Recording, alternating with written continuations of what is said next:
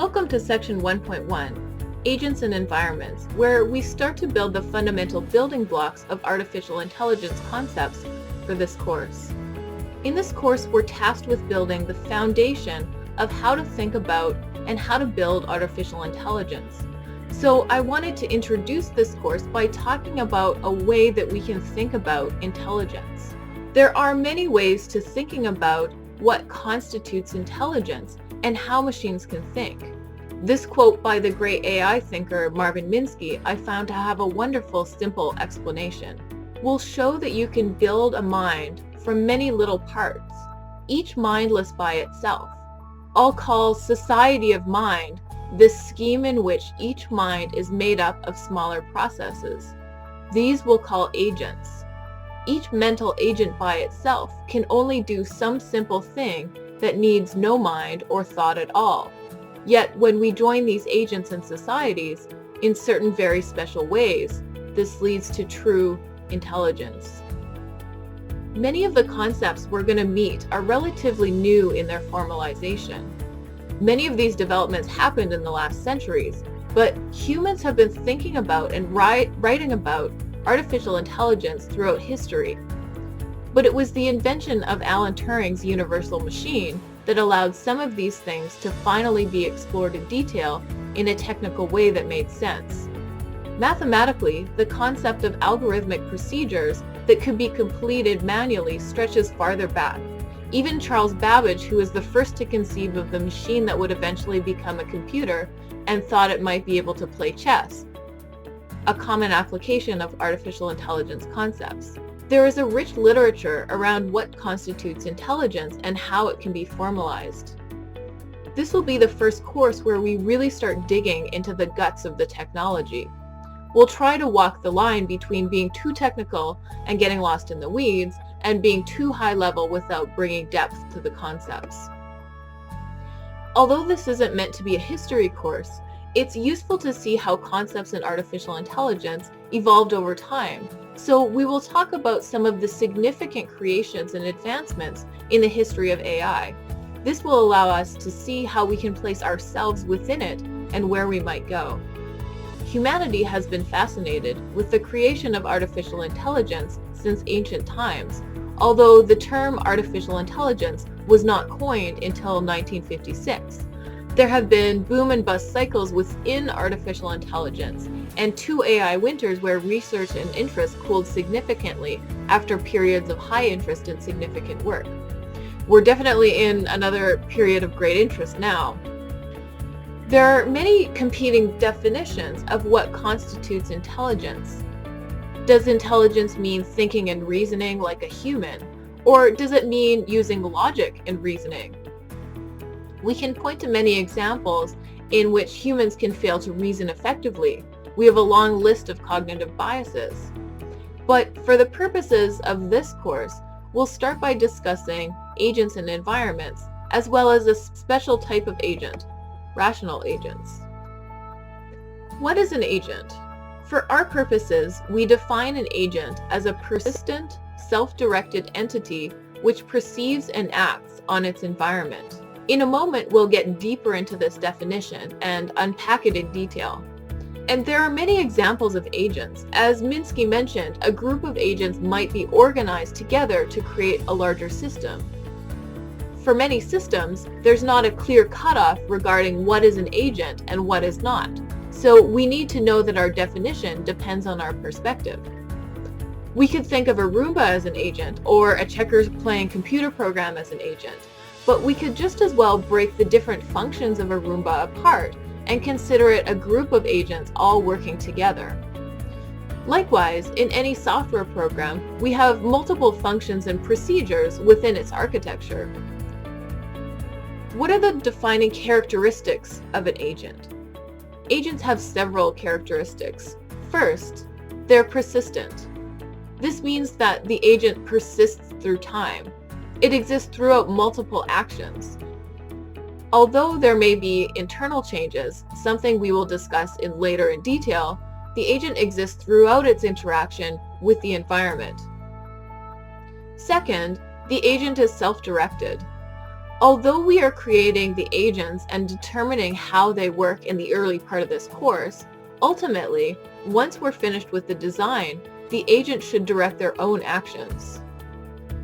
Finally, we have this notion of an environment.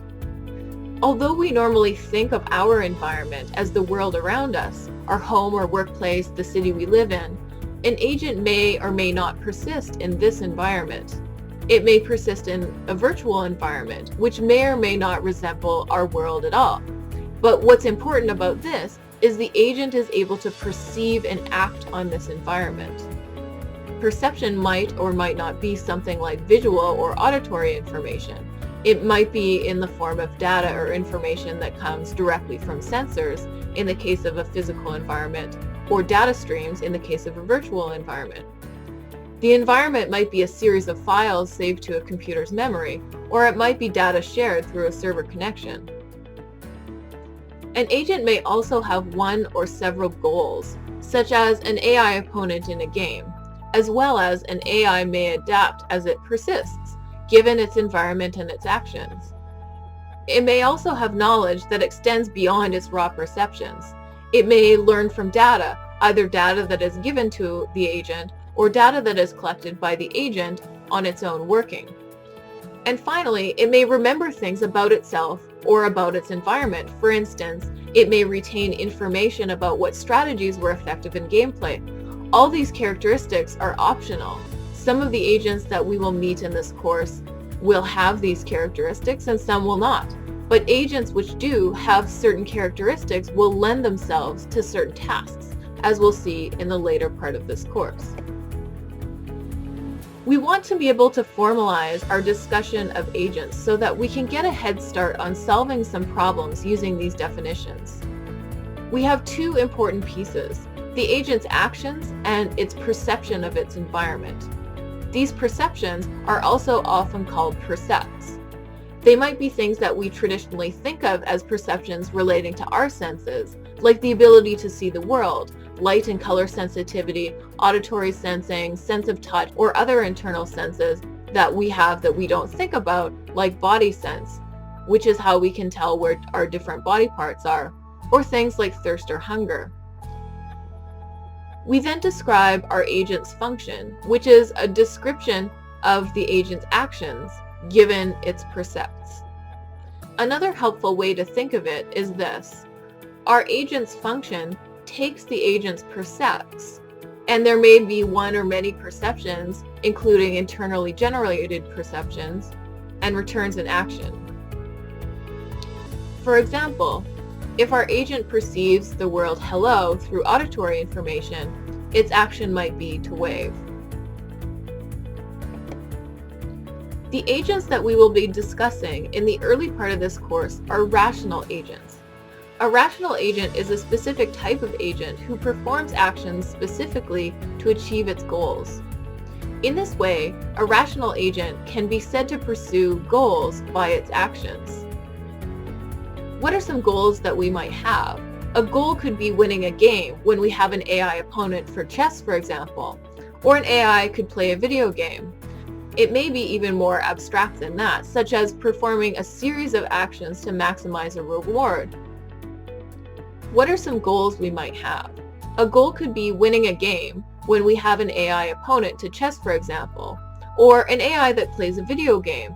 It could be more abstract, performing a series of actions to minimize a reward, which might correspond to something like finding the shortest path between two cities, or another real-world problem.